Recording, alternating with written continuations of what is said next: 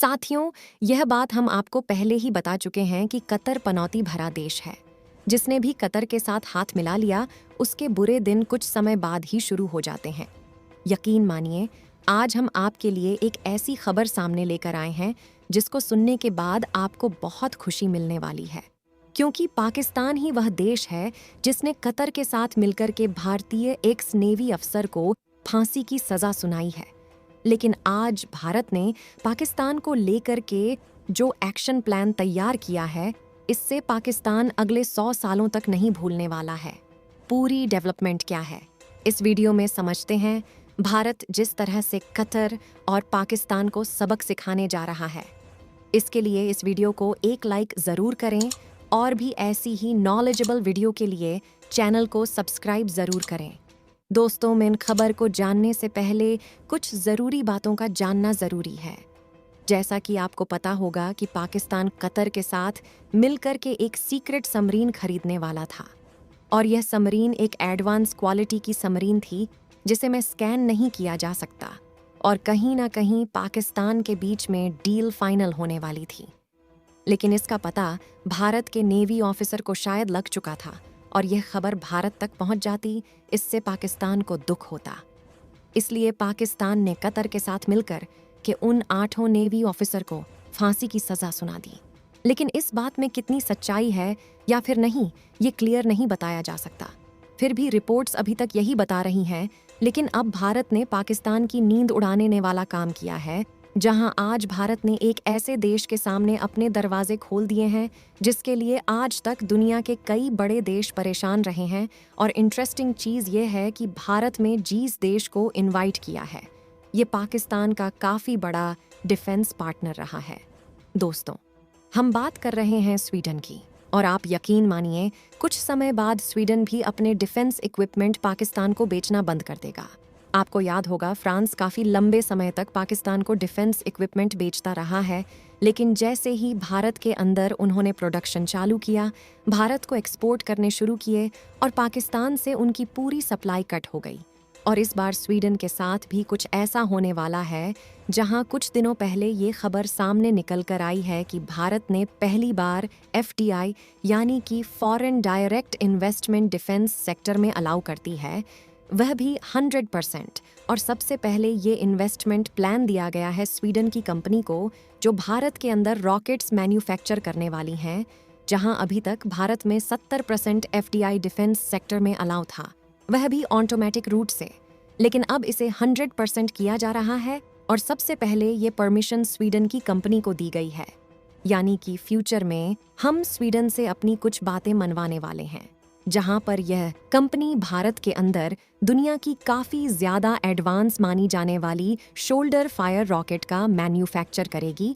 और यहाँ पर इतनी एडवांस क्वालिटी में इन फायर रॉकेट को तैयार किया जाएगा, जिन्हें भारत के डोमेस्टिक मार्केट के साथ साथ इंटरनेशनली भी एक्सपोर्ट किया जाएगा।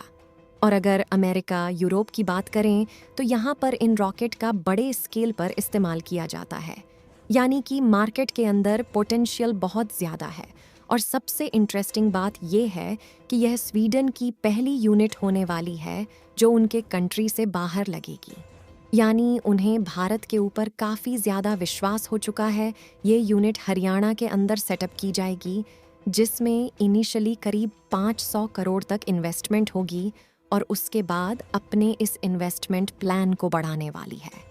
और यहाँ पर हमने पाकिस्तान की बात इसलिए की है क्योंकि ये स्वीडन बेस्ड कंपनी पाकिस्तान को काफ़ी एडवांस डिफेंस सिस्टम भेजती है, जिससे कई बार पाकिस्तान ने भारत के अंदर अटैक करने की भी कोशिश की है।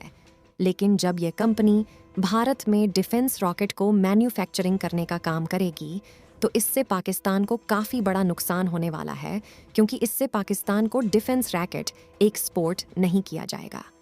भारतीय नौसेना के अधिकारियों को मौत की सज़ा सुनाने वाले कतर पर भारतीय शिकंजा कसने लगा है, और कतर को भारत से 57,000 करोड़ रुपए चोरी करने में भी दोषी पाया जा चुका है।